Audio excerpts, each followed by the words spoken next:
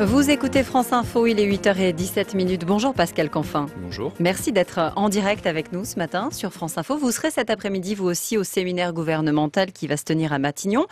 On va y parler visiblement rigueur budgétaire, ou en tout cas effort, c'est le mot qui circule.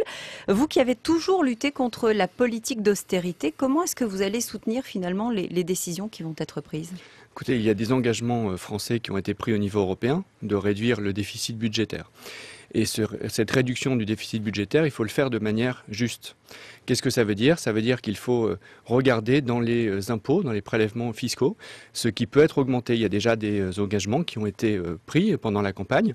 On va voir comment ça peut se traduire dans le cadre de ce séminaire intergouvernemental, parce qu'effectivement, la France doit respecter ses engagements européens, mais elle doit le faire de manière juste, ce qui n'était pas les choix du précédent gouvernement. Ça signifie qu'il y a une rigueur de gauche qui est plus juste que la rigueur de droite ? Il n'y a pas de rigueur au sens où il y a des engagements qui ont été pris, ils seront tenus. Mais justement, pour qu'ils soient tenus, il faut qu'il y ait une politique intelligente qui soit menée, qui relance également l'activité. Sinon, il y aura une telle récession que de toute façon, on n'arrivera pas à atteindre nos objectifs financiers. On est quand même loin, je suppose, pour l'instant en tout cas, du projet de budget alternatif que vous avez toujours défendu. Oui, pendant la campagne avec Eva Joly, moi j'ai été un des responsables de ce budget alternatif et je compte bien dans la discussion dans ce séminaire aujourd'hui et puis plus largement avec notre groupe à l'Assemblée nationale et au Sénat. Je compte bien faire des propositions, c'est notre rôle en tant qu'écologiste. Par exemple, qu'est-ce que vous allez mettre sur la table ? Je ne vais pas vous donner la primeur aujourd'hui de ces propositions, évidemment, puisqu'il y a un calendrier pour ça. Il y a un calendrier parlementaire et il y a un calendrier gouvernemental. Je vous en ferai ces propositions concrètes avec mes collègues quand il sera l'heure de le faire. Est-ce que finalement, l'équipe de Jean-Marc Ayrault aujourd'hui n'est pas en train d'être rattrapé par la réelle politique? On a vu qu'effectivement, il y avait des choses qui avaient été annoncées pendant la campagne. On pense au livret A, au plafond du livret A, on pense au coup de pouce au SMIC. Finalement, l'ampleur de ce qui devait être fait est revue un petit peu à la baisse. En tout cas, c'est le sentiment qu'on en a aujourd'hui. Est-ce que c'est ça aussi la différence entre une campagne et puis la réalité ? Le coup de pouce sur le SMIC. La question, c'est le pouvoir d'achat. Le pouvoir d'achat, c'est de l'argent qui rentre tous les mois, le salaire ou les allocations, et c'est de l'argent qui sort, c'est ce qu'on dépense. Or, les dépenses contraintes, c'est-à-dire par exemple les loyers ou la facture énergétique, elles n'ont jamais été aussi élevées. Et nous, en tant qu'écologistes, quand on regarde la question du pouvoir d'achat, on regarde ce qui rentre dans le portefeuille, on regarde aussi ce qui sort.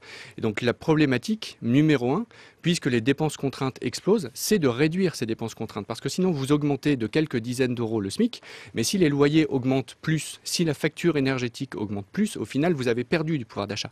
Et ça, ce sera le rôle notamment de Cécile Duflot comme ministre du Logement, de faire en sorte que les loyers diminuent. Et il y a une première décision qui a été prise il y a quelques semaines, de façon à augmenter le pouvoir d'achat réel qui reste dans la poche des Français. Donc la question du SMIC, elle doit être placée de manière plus large dans la question de l'action de ce gouvernement en faveur du pouvoir d'achat. Le gouvernement Ayrault, vous l'avez dit, compte 2 ministres verts. Cécile Duflot, vous en parliez à l'instant, et vous-même. Est-ce que vous avez l'impression d'être la bonne conscience verte du Parti socialiste et de cette équipe gouvernementale ou autre chose ? Je pense qu'on est dans un partenariat stratégique. On n'est pas un supplément d'âme. On est dans un partenariat stratégique pour faire quoi ? Pour faire la transition écologique. Pendant la campagne présidentielle... Il n'y a pas eu de renoncement, comme l'évoquait à demi-mot Daniel Cohn-Bendit ? De renoncement sur quel sujet ? Sur vos préoccupations principales. Regardez, prenons le dernier sujet d'actualité, la question des forages en Guyane. Qu'est-ce qu'on a obtenu après ce débat, ce débat un peu compliqué effectivement de la dernière semaine ? L'éviction de Nicole Bricq. Non, ce qu'on a obtenu, c'est un engagement de réforme du code minier. Or, c'est exactement pour ça qu'on se bat, parce que le code minier actuel, qui date de plusieurs décennies, ne permet pas de prendre en compte ni politiquement ni juridiquement, et c'est tout le problème, les enjeux environnementaux. Mais pour l'instant, c'est le lobby pétrolier qui a gagné. Pour l'instant, de toute façon, juridiquement, on ne pouvait pas prendre des décisions autres. Parce que le code minier est ce qu'il est. Et donc le premier engagement, la première bataille politique, c'est d'obtenir la réforme de ce code minier. Delphine Batho, la nouvelle ministre de l'écologie, a dit que c'était une priorité du gouvernement. Évidemment, nous veillerons à ce que cette priorité rentre bien en vigueur. Alors votre parti Europe Écologie Les Verts, vous l'avez rappelé, à un groupe désormais à l'Assemblée nationale. Les consignes du ministre des Relations avec le Parlement vous ont choqué. Alain Vidalis avait dit « liberté d'expression oui, mais pas liberté de vote ». Écoutez, nous, on est ministre, moi je suis ministre de la République et de sensibilité écologiste. Solidarité gouvernementale, c'est ce que vous effectivement, allez me il y a dire. une solidarité gouvernementale. Nous avons la responsabilité de cette solidarité gouvernementale. Les Français ne comprendraient pas qu'il y ait 10 discours au gouvernement. En revanche, avant que les décisions ne soient prises, il y a des débats. Et ces débats, on entend bien les mener pour peser. Y compris si vous devez avaler des couleuvres. Les Français sont en attente d'une politique écologiste. C'est à nous de la mener. Nous ne voulons pas rester sur la colline à compter les points comme d'autres à gauche. Nous voulons être en situation de responsabilité. Pensez à qui au front de gauche, par exemple ? Ce qui implique effectivement des discussions, ce qui implique parfois de gagner ces discussions, ce qui implique parfois de les perdre.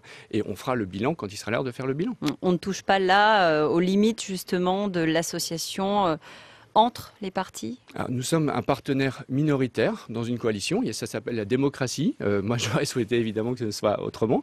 Maintenant, on va peser de toutes nos forces pour gagner tous les combats qu'on peut gagner. Et moi, dans le champ qui est le mien, c'est-à-dire celui du développement, c'est 9,5 milliards d'euros que la France envoie chaque année dans les pays du Sud.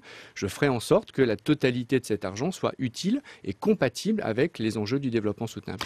On évoquait les déclarations de Daniel Cohn-Bendit tout à l'heure. C'est vrai qu'il a beaucoup critiqué la gestion de Cécile Duflot et du parti de manière générale. C'est vrai qu'il n'a pas toujours été tendre pendant la campagne non plus avec Eva Joly et avec le mouvement. Qu'est-ce que vous en pensez ? L'écologie politique, c'est deux choses. C'est peser dans les institutions, on vient d'en parler, et c'est peser dans la société. Et on doit vivre avec ces deux piliers. Et Daniel Cohn-Bendit rappelait récemment dans Libération que nous avions privilégié ces derniers mois l'aspect institutionnel, et c'est bien normal puisque c'était une campagne électorale avec comme objectif notamment d'avoir des députés à l'Assemblée nationale, ce qui est totalement institutionnel, donc on va pouvoir peser de l'intérieur. Je pense qu'il faut qu'on reprenne, et c'est tout le sens aussi de l'élection de Pascal Durand ce week-end à la tête d'Europe Écologie Les Verts, qu'on reprenne davantage le contact avec la société de façon à ce qu'on puisse avancer sur nos deux jambes, et comme ça on sera efficace à l'intérieur des institutions tout en étant capable d'avoir des relais puissants dans la société. Vous avez le sentiment aujourd'hui d'avoir perdu un peu de votre crédibilité auprès des militants, auprès des gens de terrain ?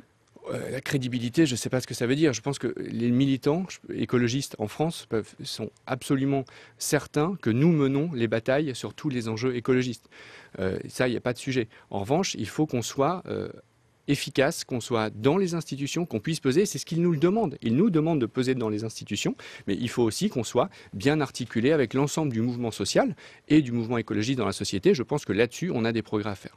Donc Europe Écologie Les Verts ne sera pas une majorité Godillot ? Non, on sera une majorité. On a une sensibilité, on l'exprimera, mais on sera responsable parce qu'il y a certains sujets. Moi, je m'occupe de politique étrangère sous l'autorité de Laurent Fabius.